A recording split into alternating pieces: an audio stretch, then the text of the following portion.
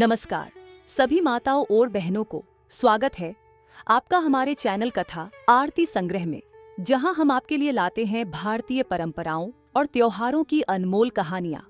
आज विशेष अवसर है करवा चौथ व्रत का, एक ऐसा पर्व जो सुहागिन स्त्रियों के अटूट प्रेम, विश्वास और समर्पण का प्रतीक है। यह व्रत अति प्राचीन है, इसका प्रचलन महाभारत से भी पूर्व का है। यह व्रत सौभाग्यवती महिलाओं के लिए उत्तम माना गया है। सामान्य मान्यता के अनुसार सुहागिनें इस व्रत को अपने सुहाग पति की दीर्घायु के लिए रखती हैं। कहा जाता है इसे पांडवों की पत्नी द्रौपदी ने भी किया था।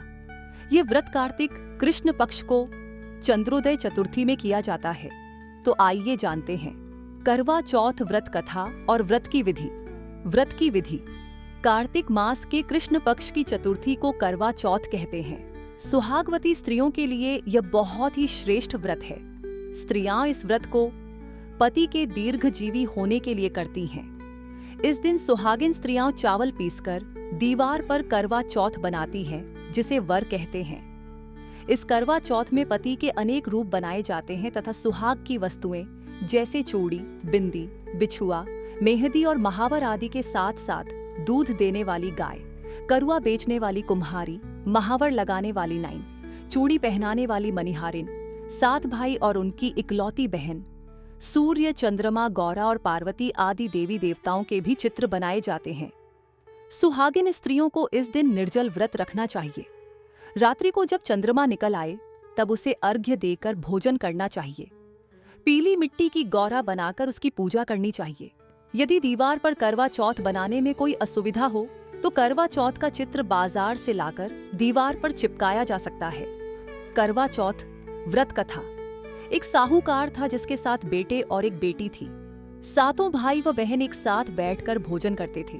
एक दिन कार्तिक की चौथ का व्रत आया तो भाई बोला कि बहन आओ भोजन करें। बहन बोली कि आज करवा चौथ का व्रत है, चांद उगने पर ही खाऊंगी। तब भाइयों ने सोचा कि चांद उगने तक बहन भूखी रहेगी, तो एक भाई ने दिया जलाया, दूसरे भाई ने छलनी लेकर उसे ढंका और नकली चांद दिखाकर बहन से कहने लगे कि चल चांद उग आया है, अर्घ्य दे लें। बहन अपनी भाभियों से कहने लगी कि चलो अर्घ्य दें, तो भाभियां बोली तुम्हारा चांद उगा होगा, हमारा चांद तो रात को उगेगा। बहन ने जब अकेले ही अर्घ्य दे दिया और खाने लगी तो पहले ही ग्रास में बाल आ गया, दूसरे ग्रास में कंकड़ आया और तीसरा ग्रास मुंह की ओर किया तो उसकी ससुराल से संदेशा आया कि उसका पति बहुत बीमार है, जल्दी भेजो। माँ ने जब लड़की को विदा किया तो कहा कि रास्ते में जो भी मिले उसके पांव लगना और जो कोई सुहाग का आशीष दे तो उसके पल्ले में गांठ लगाकर उसे कुछ रुपये देना। बहन जब भाइयों से विदा हुई तो रास्ते में जो भी मिला उसने यही आशीष दी कि तुम 7 भाइयों की बहन, तुम्हारे भाई सुखी रहे और तुम उनका सुख देखो। सुहाग का आशीष किसी ने भी नहीं दिया। जब वह ससुराल पहुंची तो दरवाजे पर उसकी छोटी ननद खड़ी थी। वह उसके भी पांव लगी तो उसने कहा कि सुहागिन रहो। सपूती हो तो उसने यह सुनकर पल्ले में गांठ बांध और ननद को सोने का सिक्का दिया। तब भीतर गई तो सास ने कहा कि तेरा पति धरती पर पड़ा है, तो वह उसके पास जाकर उसकी सेवा करने के लिए बैठ गई। बाद में सास ने दासी के हाथ बची खुची रोटी भेज दी। इस प्रकार से समय बीतते बीतते मंगसिर मार्गशीर्ष की चौथ आई तो चौथ माता बोली करवा ले, भाइयों की प्यारी करवा ले। लेकिन जब उसे चौथ माता नहीं दिखलाई दी तो वह बोली हे माता, आपने मुझे उजाड़ा तो आप ही मेरा उद्धार करोगी, आपको मेरा सुहाग देना पड़ेगा। तब उस चौथ माता ने बताया कि पौष की चौथ आएगी, वह मेरे से बड़ी है, उसे ही सब कहना, वही तुम्हारा सुहाग वापस देगी। पौष की चौथ आकर चली गई, माघ की चली गई, फाल्गुन की चली गई, चैत्र, वैशाख, ज्येष्ठ, आषाढ़ और श्रावण, भादों की सभी चौथ आईं और यही कहकर चली गईं कि आगे वाली को कहना। असौज की चौथ आई तो उसने बताया कि तुम पर कार्तिक की चौथ नाराज है, उसी ने तुम्हारा सुहाग लिया है, वही वापस कर सकती है, वही आएगी तो पांव पकड़कर विनती करना। ये बताकर वह भी चली गई। जब कार्तिक की चौथ आई तो वह गुस्से में बोली भाइयों की प्यारी करवा ले, दिन में चांद उगानी करवा ले, व्रत खंडन करने वाली करवा ले, भूखी करवा ले, तो यह सुनकर वह चौथ माता को देखकर उसके पांव पकड़कर गिड़गिड़ाने लगी। हे चौथ माता, मेरा सुहाग तुम्हारे हाथों में है, आप ही मुझे सुहागिन करें। तो माता बोली, पापिन, हत्यारिन मेरे पांव पकड़कर क्यों बैठ गई? तब वह बोली कि जो मुझसे भूल हुई उसे क्षमा कर दो, अब भूल नहीं करूंगी।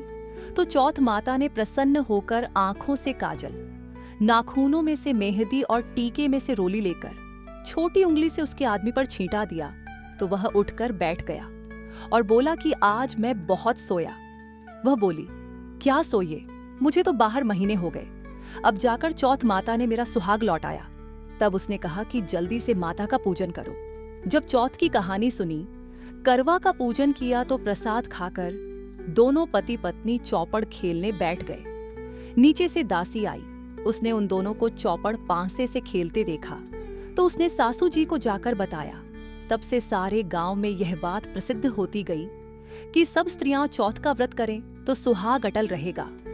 जिस तरह से साहूकार की बेटी का सुहाग दिया, उसी तरह से चौथ माता सबको सुहागिन रखें। यही करवा चौथ के उपवास की सनातन महिमा है। करवा चौथ की दूसरी व्रत कथा अति प्राचीन काल की बात है। एक बार पांडुपुत्र अर्जुन तप करने के लिए नीलगिरी पर्वत पर चले गए थे।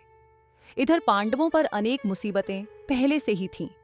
इससे द्रौपदी ने शोक विह्वल हो कृष्ण की आराधना की। कृष्ण उपस्थित हुए और पूछा, कहो क्या कष्ट है तुम्हें? प्रभु, द्रौपदी ने हाथ जोड़कर कहा, मुझे क्या कष्ट है, आप तो स्वयं जानते हैं, आप तो अंतर्यामी हैं। मुझे कष्टों के बोझ ने विह्वल कर दिया है। क्या कोई ऐसा उपाय है जिससे इन कष्टों से छुटकारा मिल सके? तुम्हारा प्रश्न अति उत्तम है द्रौपदी, कृष्ण मुस्कुराकर बोले।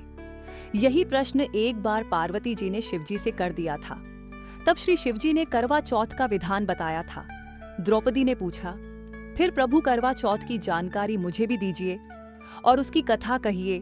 तब कृष्ण ने एक पल सोचने के बाद कहा, दुख सुख जो सांसारिक माना जाता है, प्राणी उसमें सदा ही लिप्त रहता है।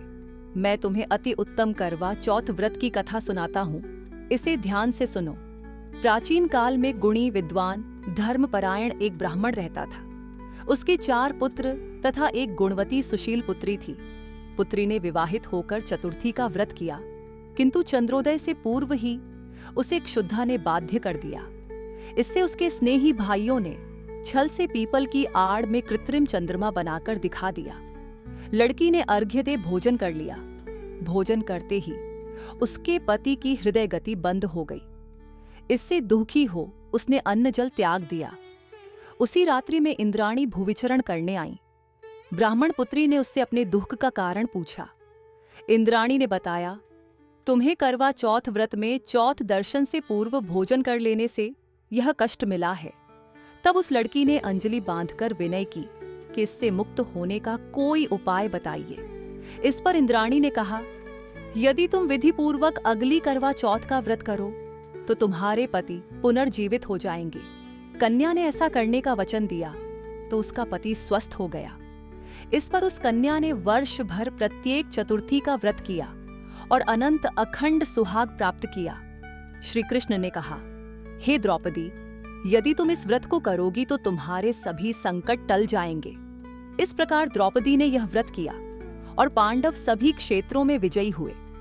इस प्रकार सौभाग्य, पुत्र पौत्रादि और धन धान्य की इच्छुक स्त्रियों को यह व्रत विधिपूर्वक करना चाहिए। इस व्रत में भगवान शंकर की आरती की जाती है।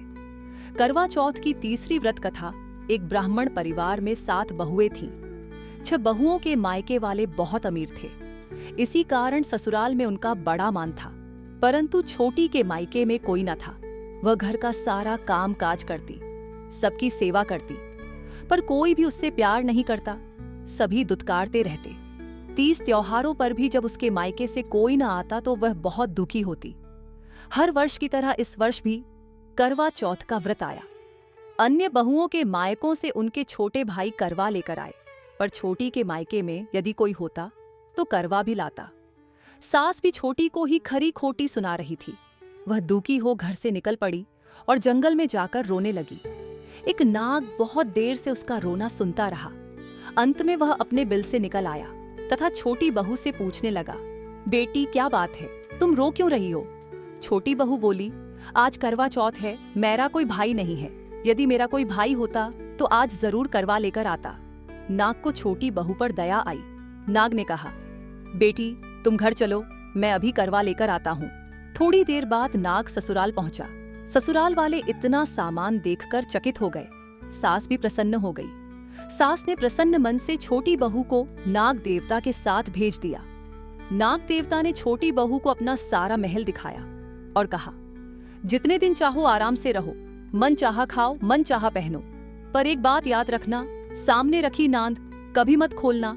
छोटी बहू सारा समय महल में आराम से काटती, पर नांद के बारे में उसकी उत्सुकता बढ़ती जाती। एक दिन जब घर में कोई न था, उसने नांद को उठाकर देखा तो हजारों छोटे छोटे सांप के बच्चे इधर उधर रेंगने लगे। उसने जल्दी ही नांद ढंक दी। जल्दी में एक सांप की पूंछ नांद के नीचे आकर कट गई। शाम को नाग के आने पर छोटी ने अपनी गलती स्वीकार कर ली। नाग ने भी उसे क्षमा कर दिया। जब छोटी ने ससुराल जाने की इच्छा की तो उसे धन रत्न आदि देकर विदा किया। छोटी के ससुराल में अब उसकी बड़ी इज्जत होने लगी। जिस सांप की पूंछ कटी थी उसे सभी बंडा कहकर तंग करते। एक दिन उसने अपनी मां से पूछा कि मेरी पूंछ कैसे कटी है। मां ने कहा कि छोटी बहू के नांद उठाने और जल्दी में रखने में ही तुम्हारी पूंछ कटी है। तो वह बोला कि मैं छोटी से बदला लूंगा। मां के बहुत समझाने पर भी वह एक दिन चुपचाप छोटी के घर जा छुपा और भौंका पाकर उसे काटने की सोचने लगा। वहां छोटी बहू और उसकी सास में किसी बात पर बहस हो रही थी तो छोटी कसम खा खा कर कह रही थी कि मैंने ऐसा नहीं किया। वे कह रही थी कि मुझे बंडा भैया से प्यारा कोई नहीं है। उन्हीं की कसम खाकर कहती हूं कि मैंने ऐसा नहीं किया। बंडा ने जब सुना तो सोचने लगा, जो मुझसे इतना प्यार करती है मैं उसे ही काटने आया हूं। वह चुपचाप घर चला गया। मां ने पूछा, ले आए बहन से बदला? वह कहने लगा, मां बहन से कैसा बदला? तभी से बंडा भाई व छोटी बहन हुए। भाई प्रतिवर्ष चौथ के दिन करवा लेकर जाता। वह बहन बड़े प्यार से करवा चौथ का व्रत करती। करवा चौथ की चौथी व्रत कथा। प्राचीन काल में करवा नाम की एक पतिव्रता स्त्री अपने पति के साथ नदी किनारे एक गांव में रहती थी। कार्तिक मास के कृष्ण पक्ष की चतुर्थी चौथ के दिन उसका पति नदी में स्नान करने के लिए गया। स्नान करते समय एक मगरमच्छ ने उसका पैर पकड़ लिया। वह करवा करवा नाम लेकर जोर जोर से अपनी पत्नी को पुकारने लगा। उसकी आवाज सुनकर उसकी पत्नी दौड़कर आई और उसने मगर को कच्चे धागे से बांध दिया। मगर को बांधकर वह यमराज के यहाँ पहुंची और यमराज से बोली, भगवान, मगरमच्छ ने मेरे पति का पैर पकड़ लिया है, अतः पैर पकड़ने के अपराध में आप अपने बल से उस मगरमच्छ को नरक में ले जाओ। यमराज ने कहा, अभी मगरमच्छ की आयु शेष है, अतः मैं उसे नहीं मार सकता। इस पर करवा ने कहा, यदि आप ऐसा नहीं करोगे तो मैं आपको श्राप देकर नष्ट कर दूंगी। ये सुनकर यमराज डर गए और उस पतिव्रता स्त्री करवा के साथ जाकर मगरमच्छ को उन्होंने यमपुरी भेज दिया और करवा के पति को दीर्घायु प्रदान की। उसी दिन से यह करवा चौथ मनाई जाती है और सुहागिन स्त्रियों के द्वारा व्रत रखा जाता है। हे करवा माता, जैसे तुमने अपने पति की रक्षा की वैसे सबके पतियों की रक्षा करना। तो ये थी करवा चौथ व्रत कथा, एक प्रेरणादायक कथा जो हर साल हमें प्रेम आस्था का एहसास दिलाती है। अगर आपको ये कथा पसंद आई हो तो इस वीडियो को लाइक और शेयर जरूर करें ताकि और भी लोग इस पावन पर्व के महत्व को जान सकें। नीचे कमेंट में बताइए, आपने कब से करवा चौथ रखना शुरू किया? आपकी सबसे खास याद क्या है इस दिन से जुड़ी? फिर मिलेंगे एक नई कहानी के साथ। तब तक के लिए जय माता दी और करवा चौथ की हार्दिक शुभकामनाएं। करवा चौथ माता का आशीर्वाद आप सभी पर सदा बना रहे।